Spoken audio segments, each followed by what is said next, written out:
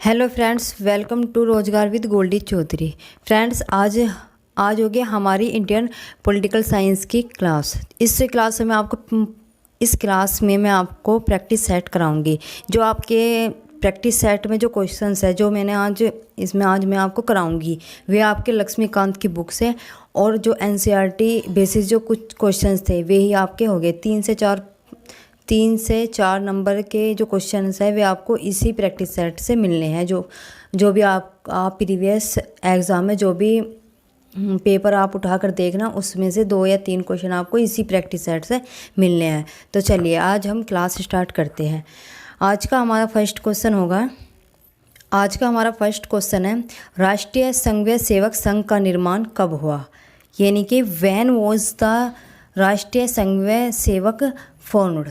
तो आपको 4 ऑप्शन दिए गए और चारों में से देखकर बताना है कि इसका करेक्ट आंसर क्या है। तो इसका करेक्ट आंसर क्या होगा?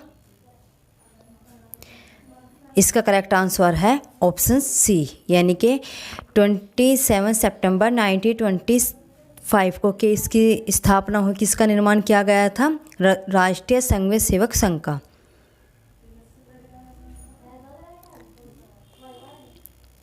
क्वेश्चन नंबर सेकंड में पूछा गया है कि भारतीय जनता पार्टी की स्थापना कब हुई? यानी कि आपको जो बीजेपी है, जो आज वर्तमान में जो गवर्नमेंट चल रही है बीजेपी, उसी के बारे में पूछा गया है कि इसकी स्थापना कब हुई थी।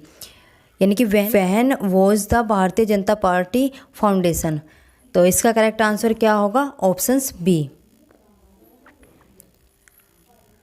बी इसका क्या होगा करेक्ट आंसर।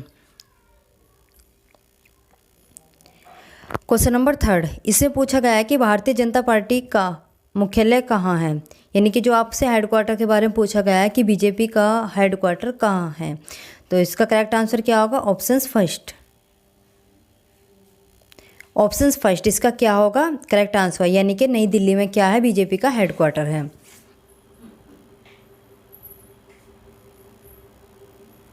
देखिए क्वेश्चन नंबर 4, इससे पूछा गया है कि भारत का पहला विधि और न्याय मंत्री कौन था? तो इसका करेक्ट आंसर क्या होगा? ऑप्शन सी, यानी कि ये जो भीमाराव रामजी अंबेडकर है ये बिल्कुल गलत है। इसमें क्या होगा? डॉक्टर भीमराव अंबेडकर, ये बिल्कुल गलत है। इसमें होगा भीमराव अंबेडकर।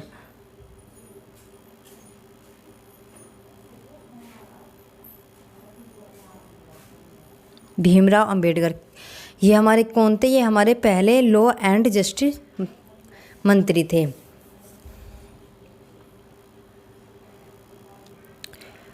क्वेश्चन नंबर 5, इसमें पूछा गया कि योजना आयोग कब बनाई गई? यानी कि when was the planning commission formed. तो इसका करेक्ट आंसर क्या होगा? ऑप्शंस बी, यानी कि 1950 को योजना आयोग की स्थापना की गई थी। और जो आज वर्तमान में जो 2015 में योजना आयोग कमीशन की जगह जो योजना आयोग का नाम बदलकर क्या कर दिया गया है? नीति आयोग। क्वेश्चन नंबर 6 में पूछा गया कि नीति आयोग कब बनाई गई? क्वेश्चन नंबर 6 इसमें पूछा गया है कि नीति आयोग कब बनाई गई? When was the NITI Aayog formed. तो इसका करेक्ट आंसर क्या होगा? ऑप्शंस फर्स्ट, यानी कि 1 जनवरी 2015 को नीति आयोग बनाई गई थी। और जो आपसे इसमें सबसे ज़्यादा इम्पोर्टेंट क्या होती है, मोस्टली सभी को पता होता है कि 2015 में जो नीति आयोग का गठन किया गया था। लेकिन जो इसकी जो डेट है ना, ये मोस्टली एग्जाम में देखने को मिलती है, क्योंकि 1 जनवरी के बारे में पूछा जाता है कि 1 जनवरी था या फिर 13 अप्रैल। तो ये आपको पूरा का पूरा याद करना कि 1 जनवरी 2015 को नीति आयोग बनाई गई थी।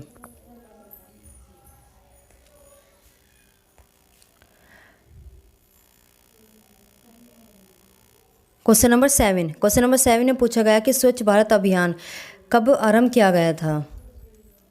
यानी कि व्हेन वाज द स्वच्छ भारत अभियान स्टार्टेड। तो इसका करेक्ट आंसर क्या होगा? 2 अक्टूबर 2014। यानी कि ऑप्शन सी क्या होगा इसका करेक्ट आंसर। यानी कि 2 अक्टूबर जिस दिन गांधी जी की जयंती थी उसी दिन ही इसकी स्थापना की गई थी। क्वेश्चन नंबर 8 में पूछा गया है कि राष्ट्रीय विकास परिषद कब बनाई गई। यानी कि when was the national development council formed. तो इसका करेक्ट आंसर क्या होगा ऑप्शन सी। ऑप्शन सी क्या होगा इसका करेक्ट आंसर।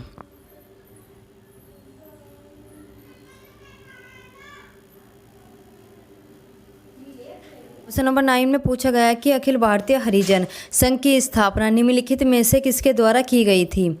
तो इसका करेक्ट आंसर क्या होगा option C Mahatma Gandhi. Question number पूछा गया है कि भारतीय राष्ट्रीय कांग्रेस का प्रथम अध्यक्ष कौन था। यानी कि first president of Indian National Congress who was it. तो इसका करेक्ट आंसर क्या होगा ऑप्शन फर्स्ट। यानी कि WC बनर्जी, ये इसकी फुल फॉर्म होती है व्योमेश चंद्र बनर्जी। क्या बनाए गए थे हमारे कांग्रेस के प्रथम अध्यक्ष बनाए गए थे व्योमेश चंद्र अध्यक्ष थे।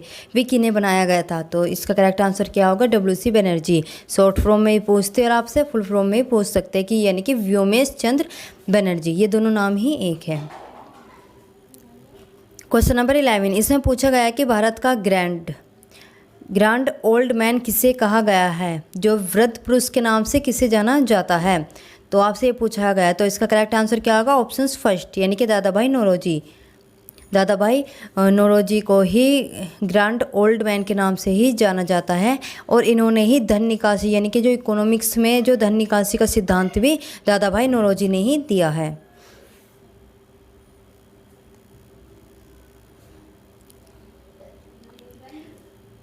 क्वेश्चन नंबर 12 इसे पूछा गया है कि रोलेट एक्ट किस वर्ष पारित हुआ था। यानी कि in which year the Rowlatt Act was passed.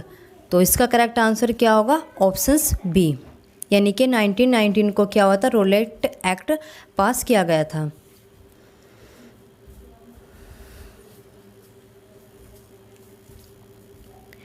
Question number 11 इसे पूछा गया कि सुभाष चंद्र बोस ने अंग्रेजों के विरुद्ध अपना आंदोलन कहाँ से स्टार्ट किया था। यानी कि where did Subhash Chandra Bose start his movement against the British. तो आपसे पूछा गया कि जब अंग्रेजों के जो विरुद्ध सुभाष चंद्र बोस ने जो अपना आंदोलन है वो मतलब किस जगह से, वो स्थान पूछा गया है। तो आपको इसका बताना है कि इसका करेक्ट आंसर क्या होगा। तो इसका करेक्ट आंसर क्या होगा ऑप्शंस डी, यानी कि सिंगापुर से। क्वेश्चन नंबर 14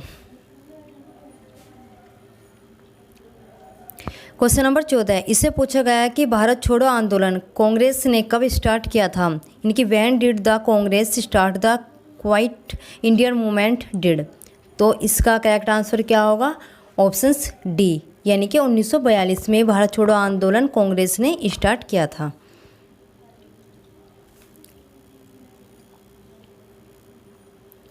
क्वेश्चन नंबर 15 इसे पूछा गया कि स्वराज मेरा जन्मसिद्ध अधिकार है, यह किसने कहा था। यानी कि आपको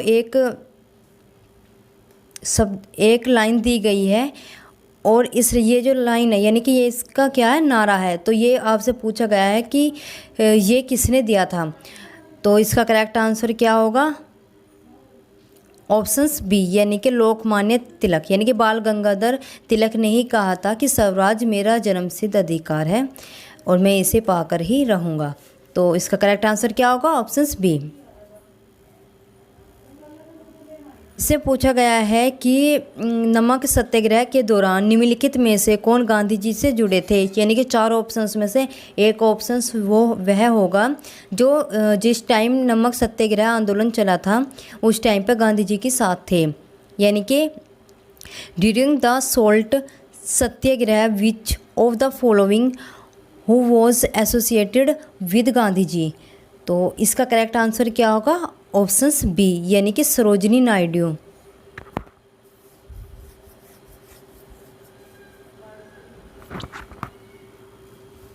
तो इसका करेक्ट आंसर क्या होगा? ऑप्शन बी, यानी कि सरोजिनी नायडू गांधी जी के साथ नमक सत्याग्रह आंदोलन में थी।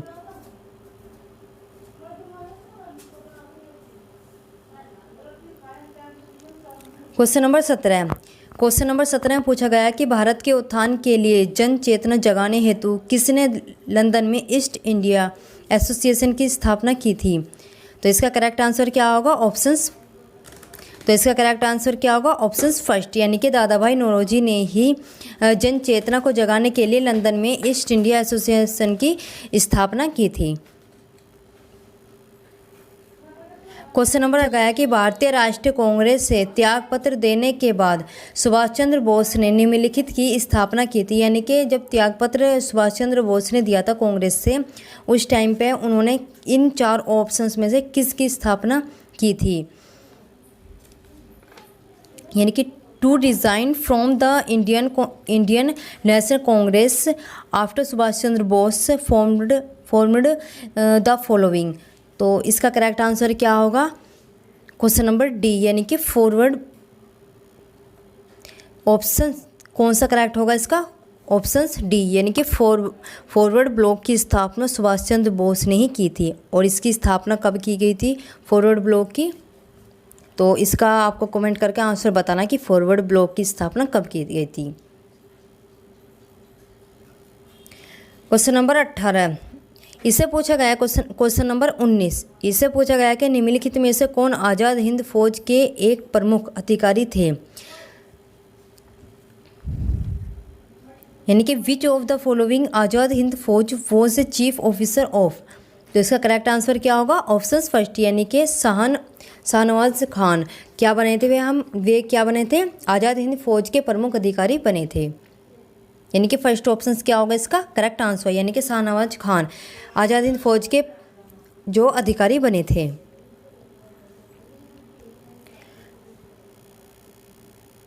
Question number 20। इसे पूछा गया कि फूट डालो और राज करो की नीति किसने अपनाई थी? यानी कि the policy of divide and rule was adopted. तो इसका करेक्ट आंसर क्या होगा? ऑप्शन सी, यानी कि लॉर्ड कर्जन ने फूट डालो और राज करो की नीति को अपनाया था। ऑप्शन सी क्या होगा इसका करेक्ट आंसर? Question number 21।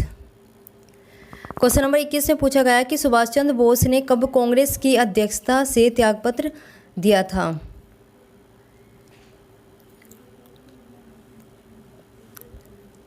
यानी कि when did Subhash Chandra Bose resign from the presidency of Congress? तो इसका करेक्ट आंसर क्या होगा?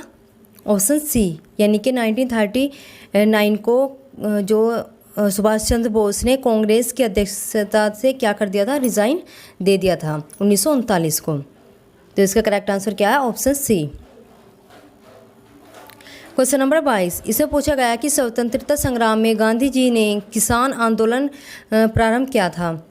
क्वेश्चन नंबर 22 से पूछा गया कि स्वतंत्रता संग्राम में गांधी जी ने किसान आंदोलन स्टार्ट किया था। तो ये जगह का नाम पूछा गया कि आपको चारों ऑप्शन में बताना कि वह कौन सी जगह थी जहाँ पर गांधी जी ने जो स्वतंत्रता संग्राम में आंदोलन स्टार्ट किया था। तो इसका करेक्ट आंसर क्या होगा? ऑप्शन सी, यानी कि चंपारण।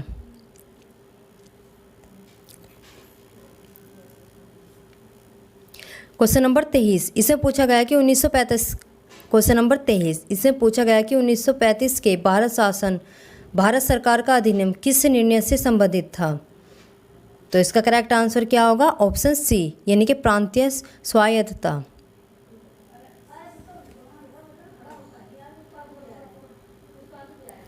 क्वेश्चन नंबर 24 में पूछा गया कि 1905 में